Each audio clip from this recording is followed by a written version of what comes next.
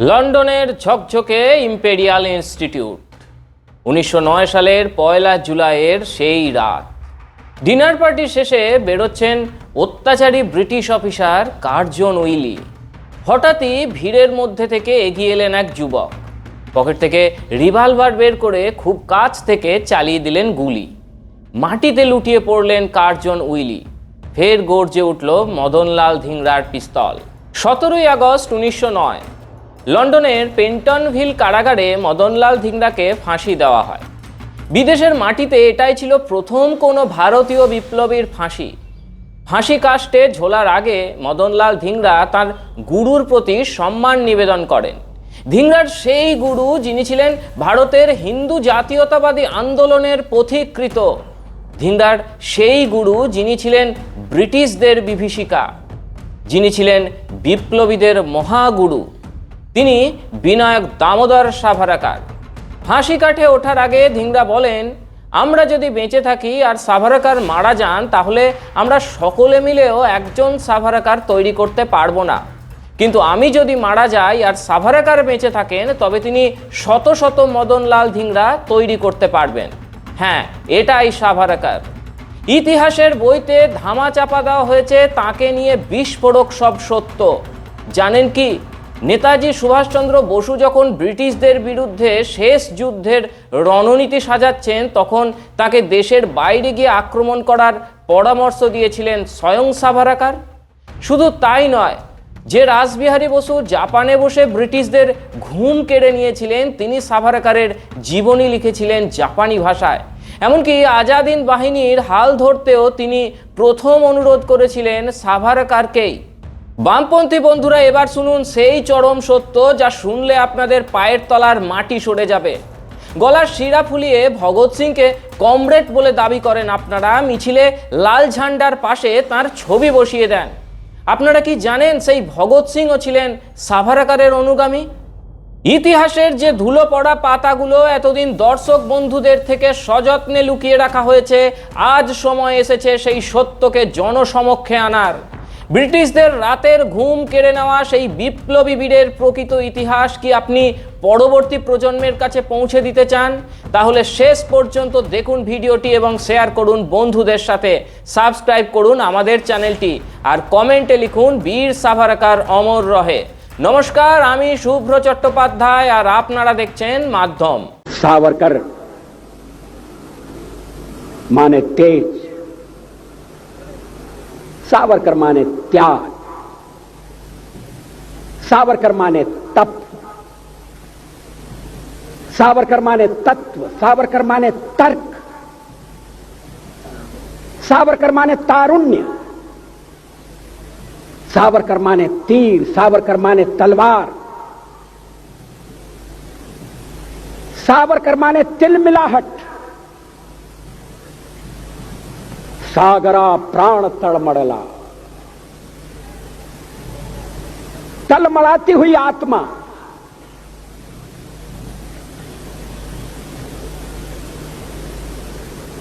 सावरकर माने तितीक्षा, सावरकर माने तीखापन। এদেশের বামপন্থীরা বরাবরই স্বাধীনতা সংগ্রামকে পিছন থেকে ছুরি মেরেছে। শুধু তাই নয়, আজাদ হিন্দ ফৌজকে রুখতে চেয়ে ব্রিটিশদের দালালি পর্যন্ত করেছিল তারা। 1942 সালে ব্রিটিশ ভারতের সচিব রেজিনাল্ড ম্যাক্সওয়েলকে চিঠি পর্যন্ত লেখা হয়েছিল। কলকাতার বউবাজারের কমিউনিস্ট পার্টির দপ্তর থেকে লেখা হয়েছিল সেই চিঠি এবং সেখানে বলা হয়েছিল যে ভারতের বামপন্থীরা সম্পূর্ণভাবে ব্রিটিশদের সহযোগিতা করবে। কারণ হিসেবে লেখা হয়েছিল যে ফ্যাসিবাদী জাপানকে রুখতেই তারা ব্রিটিশদের সহযোগিতা করবে। ভালো করে বুঝুন এই চালাকিটা। ফ্যাসিবাদী জাপান ছিল অজুহাত, আসল কারণ ছিল আজাদ হিন্দ ফৌজকে রোখা, আর অন্য কারণটা ছিল ব্রিটিশদের দালালি করলে পরে তাদের নেতাদের জেল থেকে মুক্ত করা হবে। এইভাবেই প্রকাশ্যে ঘোষণা করে তারা যে তারা ব্রিটিশদের সহযোগিতা করবে এবং তাদের একের পর এক নেতা পিসি যোশী ডাঙ্গে রণদ্বীপে মুচলিকা দিয়ে ছাড়াও পান। নির্লজ্জ দেশদ্রোহী এই বামপন্থীরাই আবার ভগৎ সিংকে কমরেড বলে দাবি করেন। কিন্তু ভগৎ সিং উদ্বুদ্ধ ছিলেন বীর সাভারকারের প্রতি। অন্তত ইতিহাস সে কথাই বলছে। সেই কাহিনী শোনাচ্ছি আপনাদের। দুর্গাদাস খান্না স্বাধীন ভারতে পাঞ্জাবের বিধান পরিষদের চেয়ারম্যান হয়েছিলেন, কিন্তু প্রথম জীবনে তিনি জড়িয়ে পড়েছিলেন সশস্ত্র সংগ্রামে এবং এই সংগ্রামে তার দীক্ষাগুরু ছিলেন ভগৎ সিং। দিল্লির নেহেরু মেমোরিয়াল মিউজিয়াম অ্যান্ড লাইব্রেরির আর্কাইভ ঘাঁটলে দুর্গাদাস খান্নার একটা রেকর্ড করা সাক্ষাৎকার পাওয়া যাবে আজও। সেখানে দুর্গাদাস খান্না উল্লেখ করেছেন ভগৎ সিং এবং সুখদেবের সঙ্গে তার প্রথম সাক্ষাৎ হওয়ার কথা, যেখানে ভগৎ সিং হিন্দুস্তান সোশ্যালিস্ট রিপাবলিকান অ্যাসোসিয়েশনের নতুন সদস্যদের অবশ্য পাঠ্য গ্রন্থের মধ্যে রেখেছিলেন চিত্রগুপ্ত নামক ছদ্মনামধারী একজন লেখকের একটা বই, লাইফ অফ ব্যারিস্টার সাভারকার। সাভারকারে কতটা উদ্বুদ্ধ ছিলেন ভগৎ সিং ভাবতে পারছেন? সাভারকারের লেখা Indian war of independence of 1857 বইটির চতুর্থ সংস্করণ ভগৎ সিংয়ের হাতে এসেছিল। বইটি ভারতে নিষিদ্ধ হলেও বিপ্লবী সংগঠনগুলো গোপনে বইটির প্রকাশনা এবং প্রচার করতেন। সাভারকারের লেখা থেকে ভগৎ সিং গভীরভাবে অনুপ্রাণিত হয়েছিলেন। এরপর লাহোরের দ্বারকাদাস লাইব্রেরি থেকে নেওয়া চিত্রগুপ্তের লেখা সাভারকারের জীবনীটি ভগৎ সিং পড়ে ফেলেন। লাহোর ষড়যন্ত্র মামলার সময় ব্রিটিশ সরকারের পুলিশ যে বইগুলো বাজেয়াপ্ত করেছিল তার মধ্যে এই বই দুটিও ছিল। একটু থামুন, আরও চমৎকার তথ্য। ভগৎ সিংয়ের জেল ডায়েরিতে সাভারকারের লেখা হিন্দু পাদশাহী গ্রন্থের থেকে কিছু উদ্ধৃতি পাওয়া যায় ভগৎ সিংয়ের নিজের হস্তাক্ষরে। সেগুলোর মধ্যে উল্লেখযোগ্য হলো: 1, রাজনৈতিক দাসত্ব যে কোনো সময় ছুঁড়ে ফেলা যায়, কিন্তু সাংস্কৃতিক দাসত্বের শিকল ভাঙা খুব কঠিন। আর 2 নম্বর, একসময় হিন্দুদের রণহুঙ্কার ছিল ধর্মান্তরিত হওয়ার থেকে মৃত্যুবরণ করা শ্রেয়, কিন্তু চতুর্থ শিখ গুরু রামদাস হুঙ্কার দিয়েছিলেন, আমরা মৃত্যুবরণ করব না বা ধর্মান্তরিত হব না, বরং যে শয়তানরা আমাদের ধর্মান্তরিত করার চেষ্টা করছে তাদের ধ্বংস করব।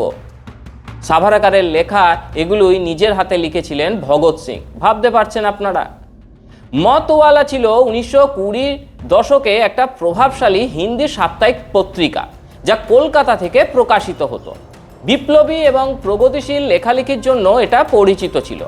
মতওয়ালা পত্রিকার 2টি সংখ্যায় 1926 সালের 15ই নভেম্বর এবং 22শে নভেম্বরে ভগৎ সিং বিনায়ক দামোদর সাভারকারকে বিপ্লবী নায়ক বলে উল্লেখ করে তার ভূয়সী প্রশংসা করেন। সাভারকারের সম্পাদিত শ্রদ্ধানন্দ পত্রিকায় প্রকাশিত একটা প্রবন্ধ, the real meaning of terror, 1928 সালে ভগৎ সিং কীর্তি পত্রিকায় পুনঃপ্রকাশ করেন। জানা যায় ভগৎ সিংয়ের সমর্থনে সাভারকার আরও একটা প্রবন্ধ লিখেছিলেন যার নাম ছিল আর্মড বাট টাইরানিক্যাল। জানা যায় সাভারকারের জ্যেষ্ঠ ভ্রাতা গণেশ বাবারাও সাভারকার 1931 সালের 15ই ফেব্রুয়ারি ওয়ার্ধায় মহাত্মা গান্ধীর সঙ্গে দেখা করেছিলেন। লর্ড আরউইনের সঙ্গে গান্ধীর সাক্ষাতের ঠিক আগের দিন। উদ্দেশ্য, গান্ধী যদি ভাইসরয়ের কাছে ভগৎ সিং, সুখদেব এবং রাজগুরুর ফাঁসি রদ করার অনুরোধ করেন, কিন্তু অহিংসার পূজারী বাপুর থেকে বাবুরাওকে খালি হাতেই ফিরতে হয়। সে সময় সাভারকারের পক্ষে তখন রত্নাগিরি ত্যাগ করা নিষিদ্ধ ছিল।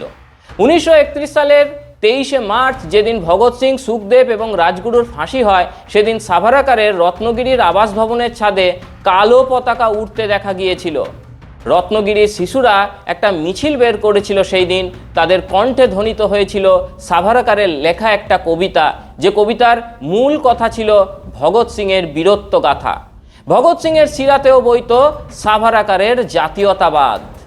1905 সালে দশেরার দিনে বিদেশ থেকে নিয়ে আসা সমস্ত জিনিসপত্র এবং কাপড় পোড়ানো শুরু করেন সাভারকার। এরপর আইন নিয়ে পড়তে লন্ডন পাড়ি দেন সাভারকার, কিন্তু ব্রিটিশদের ঘরে থেকে তাদের বিরুদ্ধে যুদ্ধ কৌশল রপ্ত করতে থাকেন তিনি। গঠন করেন অভিনব ভারত সোসাইটি এবং ফ্রি ইন্ডিয়া সোসাইটি নামের 2টো সংগঠন। 1910 সালে তাকে লন্ডনে গ্রেফতার করা হয়। নাসিকের জেলা কালেক্টর জ্যাকসনকে হত্যার জন্য নাসিক ষড়যন্ত্র মামলার অভিযোগে 1911 সালের 7ই এপ্রিল কালাপানির সাজা দেওয়া হয় বিনায়ক দামোদর সাভারকারকে। তাকে ভারতে নিয়ে আসতে উদ্যোগী হয় ব্রিটিশ সরকার। লন্ডন থেকে ভারতগামী বিশাল এক জাহাজ SS মরিয়া।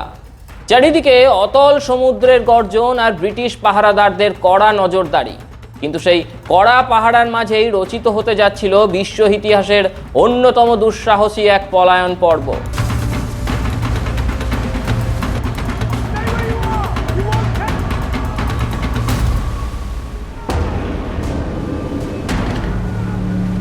1910 সালের 8ই জুলাই জাহাজের একটা ছোট শৌচালয়ের জানলার দিকে তাকিয়ে আছেন এক যুবক, যার চোখে ভারতের স্বাধীনতার স্বপ্ন আর বুকে হিমালয়ের মতো সাহস।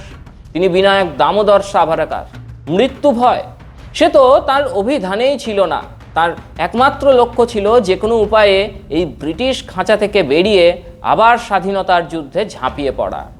শৌচালয়ের সরু জানলা দিয়ে নিজের শরীরটাকেই গলিয়ে দিলেন তিনি। নিচে ভূমধ্যসাগরের বরফ শীতল জলরাশি। কোনো ব্যাকআপ নেই, কোনো লাইফ জ্যাকেট নেই, কেবল দুর্জয় ইচ্ছা শক্তি নিয়ে ঝাঁপ দিলেন অতল সমুদ্রে। বিশাল বিশাল ঢেউ আর হাড় কাঁপানো ঠান্ডা জল। ব্রিটিশ পুলিশরা জাহাজের ওপর থেকে তখন চিৎকার করছে, গুলি চালাচ্ছে, কিন্তু সাভারকার অজেয়। দীর্ঘ জলপথ সাঁতরে তিনি পৌঁছালেন ফরাসি উপকূলে, মার্সেই বন্দরে। ভিজে শরীরে ফরাসি মাটিকে স্পর্শ করে তিনি রাজনৈতিক আশ্রয় চেয়েছিলেন মুক্তি। কিন্তু ব্রিটিশ শক্তির দাপটের কাছে মাথা নত করল ফ্রান্স। আন্তর্জাতিক আইনকে বুড়ো আঙুল দেখিয়ে তারা সাভারকারকে তুলে দিল সেই নরপিশাচ ইংরেজদের হাতেই। ব্রিটিশরা তাকে নিয়ে এলো আন্দামানের সেই অভিশপ্ত সেলুলার জেলে। এবার শোনায় আর একটা কাহিনী।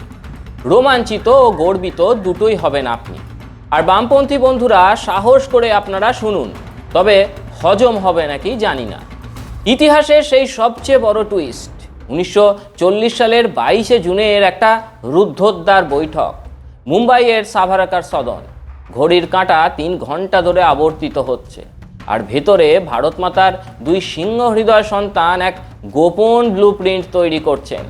একদিকে ব্রিটিশদের ত্রাস বিনায়ক দামোদর সাভারকার, আর অন্যদিকে আপোষহীন জননেতা সুভাষচন্দ্র বসু। সেই দিনই কি ঠিক হয়ে গিয়েছিল ব্রিটিশ সাম্রাজ্যের পতনের চূড়ান্ত তারিখ? সাভারকারের ব্যক্তিগত সচিব ছিলেন বালারাও সাভারকার। 2রা জুন 1954 সালে একটা চিঠিতে সেই বৈঠকে কি ঘটেছিল তা প্রকাশ করেছিলেন তিনি। একথা উল্লেখ রয়েছে জর্জ ওহসাওয়ার লেখা কুসা পাবলিকেশন থেকে 1954 সালে প্রকাশিত the 2 great Indians in Japan, Shri Rashbehari Bose and Subhaschandra Bose, এই বইয়ের 95 নম্বর পাতায়। ওই চিঠিতে বালারাও সাভারকার লিখেছিলেন, নেতাজি সুভাষচন্দ্র বসু এবং বিনায়ক দামোদর সাভারকারের মধ্যে বোম্বের সাভারকার সদনে একটা ব্যক্তিগত সাক্ষাৎ হয়েছিল। সেখানে সাভারকারজি নেতাজিকে পরামর্শ দেন ভারত ছেড়ে জার্মানিতে যাওয়ার চেষ্টা করতে এবং জার্মানদের হাতে বন্দি ভারতীয় সৈন্যদের সংগঠিত করতে, এবং পরে জার্মান সহায়তায় রাসবিহারী বোসের সঙ্গে জাপানে গিয়ে কাজ করতে। এই প্রস্তাব বোঝাতে সাভারকারজি নেতাজিকে রাসবিহারী বসুর লেখা একটা চিঠিও দেখান, যা জাপানের যুদ্ধ ঘোষণার ঠিক আগের দিন লেখা হয়েছিল। প্রসঙ্গত, বিনায়ক দামোদর সাভারকারকে অত্যন্ত শ্রদ্ধা করতেন সুভাষচন্দ্র বসু। 1944 সালের 25শে জুন আজাদ হিন্দ ফৌজের এক বেতার বার্তায় তিনি বিনায়ক দামোদর সাভারকারের দূরদর্শিতার প্রশংসা করেছিলেন। শুধু তাই নয়, জানা যায় সাভারকারের লেখা বই the Indian war of independence 1857 Azad Hind সৈন্যদের পড়তেও দিতেন তিনি। অন্যদিকে রাসবিহারী বসু বিনায়ক দামোদর সাভারকারের জীবনী রচনা করেছিলেন। সেই জীবনী তিনি 4 জন বৌদ্ধ সন্ন্যাসীর মাধ্যমে সাভারকারের কাছে পাঠান। সঙ্গে একটি চিঠিও ছিল, যেখানে তিনি জাপানে এসে আজাদ হিন্দ ফৌজের নেতৃত্ব গ্রহণ করার অনুরোধ জানান বিনায়ক দামোদর সাভারকারকে। 1940 সালের 22 জুনের বৈঠকের সময় সাভারকার এই চিঠিটি সুভাষচন্দ্র বোসকে দেখিয়েছিলেন। তাহলে বোঝা গেল তো, রাসবিহারী বসু থেকে নেতাজি কিংবা ভগৎ সিং, এরা প্রত্যেকেই বীর সাভারকারকে ঠিক কী চোখে দেখতেন। সাভারকারকে বীর বিপ্লবীর সার্টিফিকেট দিয়ে গেছেন এই 3 মহানায়ক। প্রয়াণ দিবসে এই মহান বিপ্লবীকে আমরা জানাই শ্রদ্ধা। প্রসঙ্গত, 28শে মে 1883 সালে নাসিকের ভগুড়ে জন্মগ্রহণ করেন বিনায়ক দামোদর সাভারকার। 1966 সালের 26শে ফেব্রুয়ারি মুম্বাইয়ে प्रयाण হয় तार। पण चुकी झाली आहे ना, तर आलं नाही तर मात्र अजून सत्यानाश याईपेक्षा भयंकर पुढे गेलेला आहे. एका कोपऱ्याचा हिरवा रंग, दुसऱ्या कोपऱ्याचा हिरवा रंग हा सगळा निर्वाह करून टाकणार आहे. हे तुम्ही ध्यानात करा. 10 वर्षाच्या आधी पुन्हा प्रत्ययाला 10 वर्षाच्या आत 3 वर्ष प्रत्ययाला जर अजून चुकी आहे समजले नाही, अजून पुन्हा त्याची तुम्ही यावर लग्न प्रकरण म्हणून समजू